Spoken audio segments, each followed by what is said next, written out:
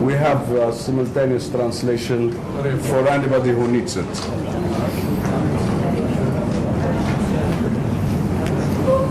Today is this seminar or roundtable of today is a brainstorming session. It's a debate session. We're not trying to sell or to convince anybody of anything. We are trying to reach what we think is right. So I would like to conduct a debate in the most civilized way, in cool and balanced discussion, without any sensitivities and without any emotions. Because this is not a decision body. We're not going to decide anything here. We are a think tank, as this institution is. This Thought Forum is a think tank where we bring different distinguished speakers and different panels to discuss and debate issues. So there is no need to be emotional or enthusiastic because we have no voting power. We're not going to dictate anything on anybody. So let's be cool and relaxed. To start with, I will introduce our distinguished guest. But before that, I would like to put my input on the subject. I am a firm believer in the death penalty. But I'm also a believer in not executing it. I would like anybody who is a criminal to be told that he is a criminal and to be called so by passing a death sentence on him without executing the sentence. In other words, to have a moratorium on the execution. But this would be enough punishment and enough label for somebody who deserves to be so punished. But I personally believe that it is not up to me, nor to any judge, nor to any authority to take one's life. God gave this life and God takes it. It is, but I can label this criminal that he is a criminal and he deserves to die, and I will pass the death sentence on him without actually executing the sentence. This is my personal view. So I said this so that you know where I stand and you don't think that I'm taking anybody's positions. I'm taking my own position. I believe that being in prison forever is like a death sentence with the label on your head that you should die, and that's enough. But I'm not God. I'm not going to take somebody's life for no matter reason. You tell me he is a criminal, he killed somebody, yes, but he is a criminal, I'm not. I'm not going to take his life. I'm going to label him as a criminal, but leave his life in God's hands. That is all what I have to say this evening, and after this I will shut up and just moderate the session.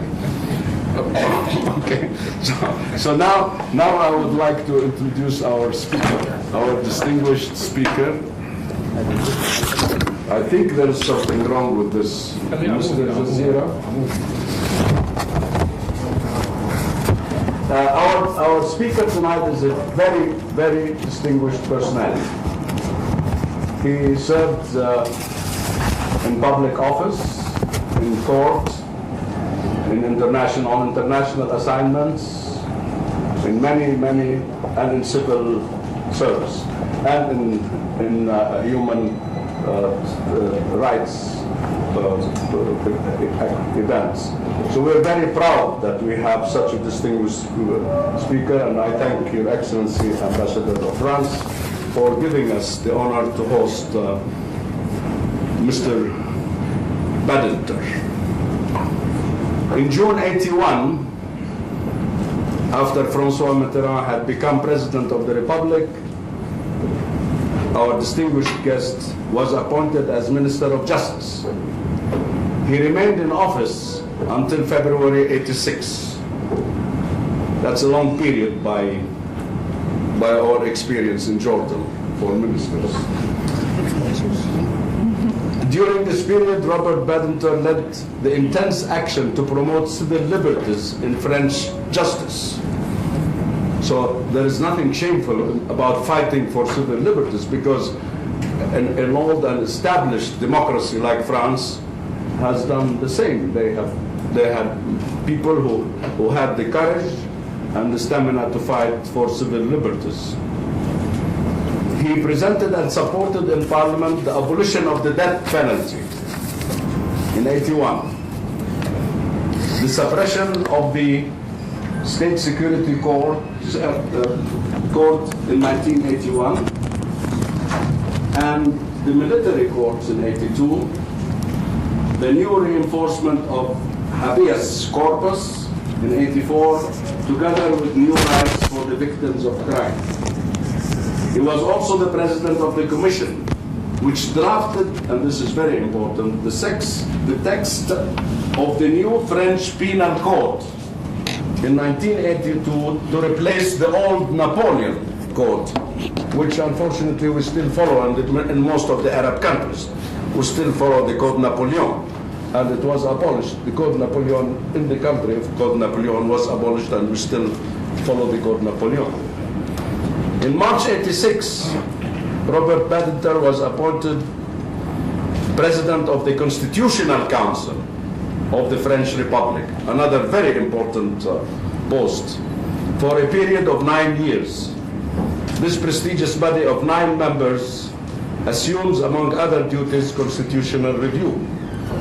In '91, Badinter was appointed by the Council of Ministers of the European Community as a member of the Arbitration Commission of the Peace Conference on the former Yugoslavia. He was elected as president of the Commission by the 4 other members, all presidents of the commercial courts in the EC, European Commission. The Arbitration Commission has rendered 11 advices on major legal questions arisen by the split of the Yugoslav Federation. From '89, Robert Badinter has been called for expertise work on constitutional problems in the new democracies in Central and Eastern European countries, notably in the former USSR, the Czech Republic, Romania, and Bulgaria. In the last years, Robert Badinter has devoted much of his